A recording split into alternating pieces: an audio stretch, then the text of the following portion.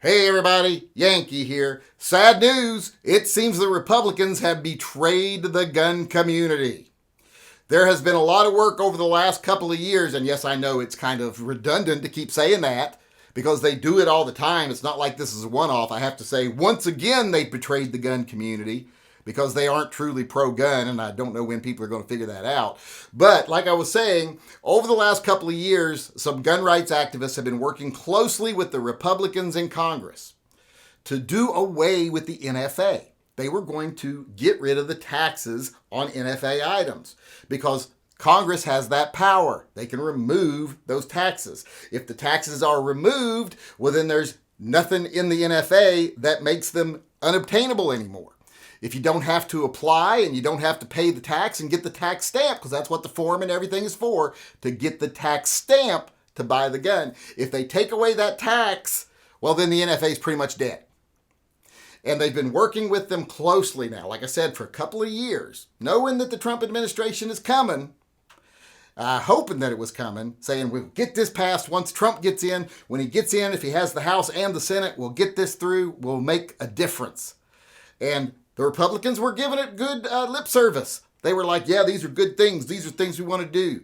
The SHORT Act, taking short-barreled rifles, short-barreled shotguns, etc. off the NFA, removing those taxes. The Hearing Protection Act, removing the taxes from suppressors. Things like that. And also going after things like bump stocks, etc. Bump stock bans, making it impossible for future presidents to go after people over something like that. They wanted to get that language in there. And like I said, looked promising. But yesterday, or actually I think it was the day before yesterday, the Republicans pulled all that information out of the bill. They took all that language out. Everything that was going to go through that would have made a difference and probably just outright killed the NFA, yanked out at the last minute. And the GOA has admitted this is a betrayal. The only thing that they left in there was reducing the tax stamp on the suppressors. And even if they reduce it to zero, a zero tax is still a tax. You'll still have to fill out the forms, etc., to get the gun because they haven't eliminated the scheme. So they're actually doing nothing. The GOA even admitted this is a complete failure on our part. They turned on us at the last minute. We're getting nothing in this bill. And this is where we say, where's Trump at in this? Why isn't he trying to help push this through? Why aren't the Republicans doing what they said they would do?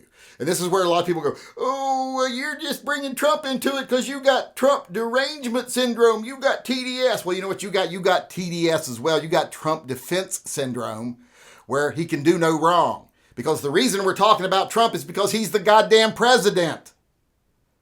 If Ronald McDonald was the frickin' president, I'd be holding his clown ass accountable when things didn't happen.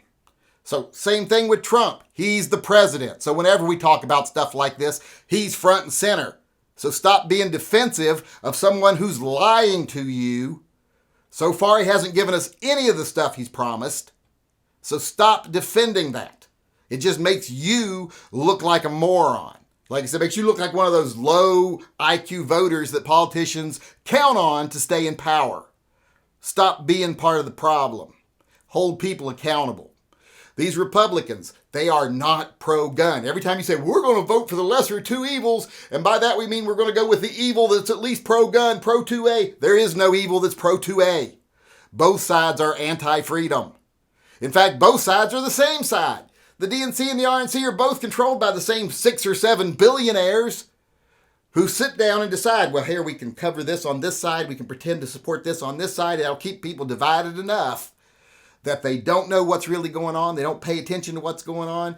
They say things like China stole our jobs instead of, the billionaires shipped our jobs to China. And that's what they want to keep. They want to maintain that level of ignorance by keeping everybody angry at each other. Because, if you put 100 people in a room and 50 of them are fighting with the other 50, well, nothing will ever be accomplished. If they all go, why are we in this room? Who locked us in this room? And they all start talking to each other, that's what they'll start doing. They'll be like, we need to go after the people that locked us in this room. Stop fighting with each other. And that's the worst thing that could happen as far as the government is concerned. They want to maintain the status quo. That's why I haven't voted for a Republican or a Democrat in years, because I know neither side is pro-gun. They're not pro-freedom. because that would sacrifice their power. And that would inch us away from the oligarchy that we've moved towards over the last few decades. So give up on that. Give up on the idea that Republicans are pro-gun. Start holding them accountable. Say, I'm voting independent next year. You're not getting my vote. You're not getting my vote. You know, they've already stopped holding town halls because everyone's yelling at them for not doing what they said. So instead of actually addressing their people, Republicans or Democrats, and saying, hey, we're trying, but these are the problems, they've just decided, well, I just won't talk to them. They'll forget about it. They're not very bright. They won't, something shiny will come along. They'll get distracted. They'll forget all about the fact I lied to them and betrayed them at the last minute. Stop forgetting. Like I said, this is a huge betrayal. This was one of the best opportunities we ever had to delete the NFA. And you can say, well, they just pulled it out because the bill wasn't going to pass with that in it. Well, they're in charge. They have the majority. If it wasn't going to pass, that's their fault. And like I said, where was Trump encouraging people to vote for it? And, you know, give a little bit. Give the Democrats something for it.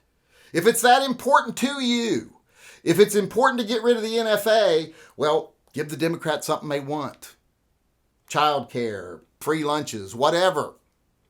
I support those things anyway. I support free lunch for students at school. If you're a Christian, you should too. You should feed the poor every chance you get. So I don't have a problem with giving them some of that stuff to get the gun rights stuff, but they don't even try. They're like, neither of us want this, so we're getting rid of this at the last minute. Imagine if people could defend themselves. And imagine if we took away one of their big fighting points. Imagine if they didn't get to fight over the NFA anymore. Well, they might start going, hey, well, remember when we used to fight over that? Why did that even exist? What was the real problem? And then they start looking at the politicians and the billionaires.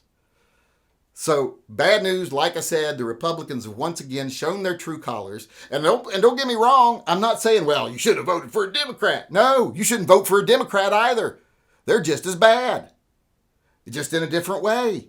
The Democrats are corporatists. They think corporations should run the country.